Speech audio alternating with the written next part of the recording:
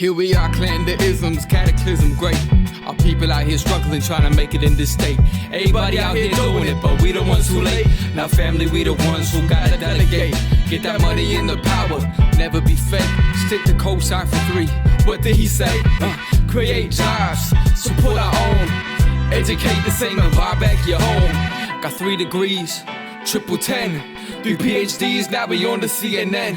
DBTV, let's talk about negligence. Ignorance is bliss, but we can turn it to intelligence. Believe none of what you hear, half of what you see. Let's break it down here on Dr. Boyce TV. Here we are. Hey, what's up, guys? I'm Dr. Boyce Watkins from Your Black World, the Black Business School. And I'll tell you what, I've been really surprised by this. Donald Trump is going to launch his re-election campaign in Tulsa, Oklahoma, the place where Black Wall Street existed and where the Black Wall Street massacre took place. I don't know exactly why he's doing that, but I'll give you some background on it, and I'll give you a quick perspective on that. First of all, Oklahoma is a deep red state. Trump won Oklahoma by about 36 percentage points in the last election, so he's got a lot of support there. What's interesting also is that Oklahoma, as a deep red state would be expected to do, they opened up very, very quickly. They had maybe 7,000 coronavirus cases documented and 355 deaths. So 7,355, that's about 1% of, let me do the math. So it's about 5% of the serious cases of corona led to a death. So of the serious cases, right, these are the people that went to the hospital. If the documented infection rate of those who were hospitalized is 7,200, or those who were tested, whatever, is there, then I would guess that means maybe 10, 20, 30,000 people actually had the virus. So 355 is a big number if you look at it by itself. But remember that with that corona thing, if you take away the cases from elderly people in nursing homes, that really does change. So what's interesting to me, so you guys know I'm not a guy that really bought into shutting down the whole economy over corona. I just never thought that made sense. I said that from the very beginning, and as the evidence came out, I just felt more and more strongly that wasn't true. So the whole idea of the second wave and it's going to be massive, millions of people are going to die. No, you'll never have a point where millions of people are going to die from this virus.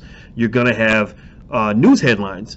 But news headlines are not the same as death. Infections are not the same as death. Most people who are infected don't die. That's something that's proven by fact. Go look it up at the World Health Organization. Look it up at the CDC, all that stuff. But anyway, what's interesting about this is that Trump is going to hold his rallies a little bit different from Biden. He's going to actually have people there not wearing masks and not social distancing. They're going to have hand sanitizer on deck so that people can, sanitize. But he said he wants America to get back to normal. He wants the economy roaring. He wants people going to work.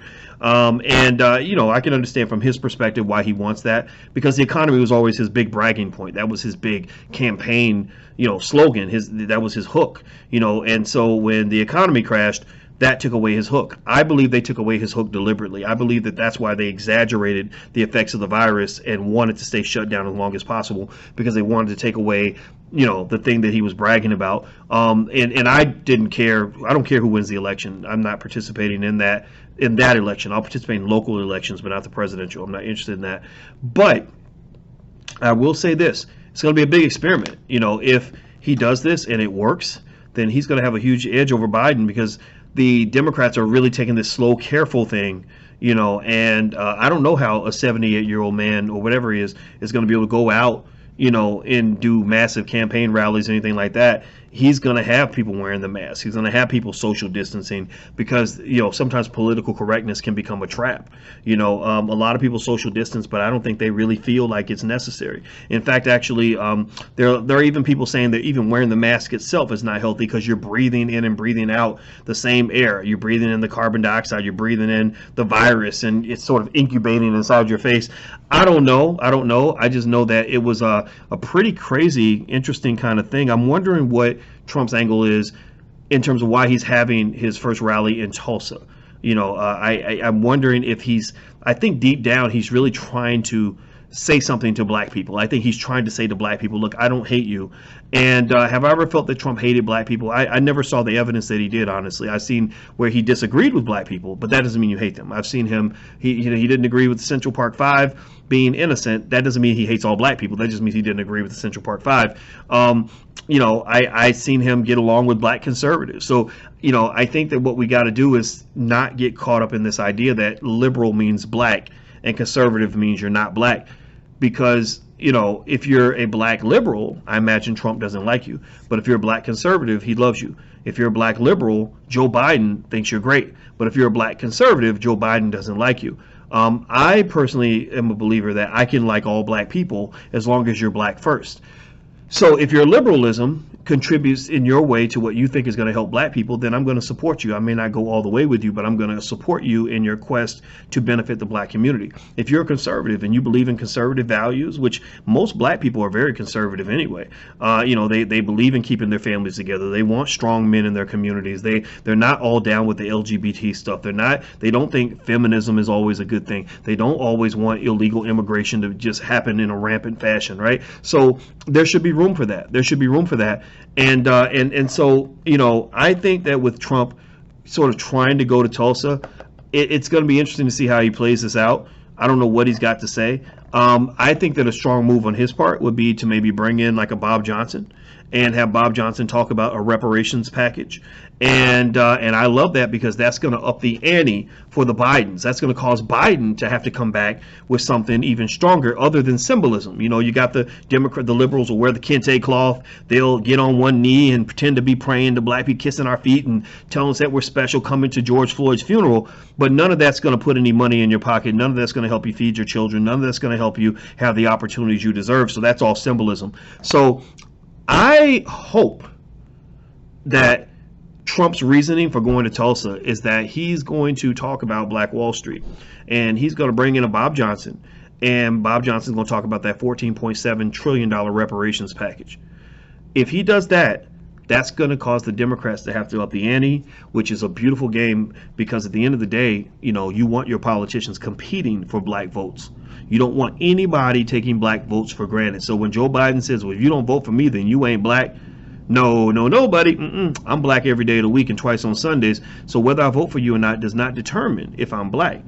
What determines who I'm going to vote for is going to be based on what you offer. If you offer nothing, then we'll give you nothing. I'll give you nothing.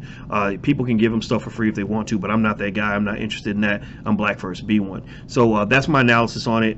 Again, I don't know. I'm sure something I said probably offended somebody in here, and that's fine. But I encourage you to get out of that Republican Democrat box and start looking at things from a pure black perspective, and whatever benefits black people is what benefits all of us.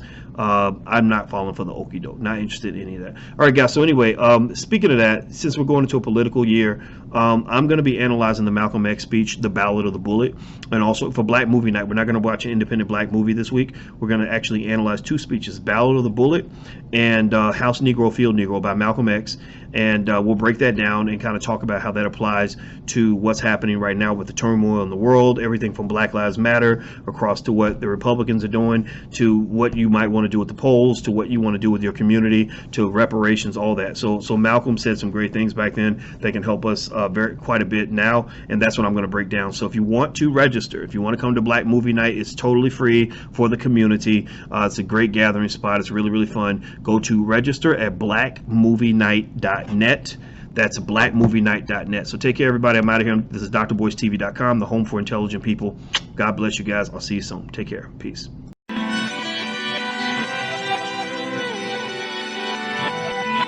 Here we are, clan the isms, cataclysm great. Our people out here struggling, trying to make it in this state. Everybody out here doing it, but we the ones who late. Now family, we the ones who gotta delegate. Get that money in the power, never be fake. Stick to cosign for 3. What did he say? Create jobs, support our own. Educate the same and buy back your home. Got 3 degrees, triple 10. 3 PhDs, now we on the CNN. DBTV, let's talk about negligence. Ignorance is bliss, but we can turn it to intelligence. Believe none of what you hear, half of what you see. Let's break it down here on Dr. Boys TV.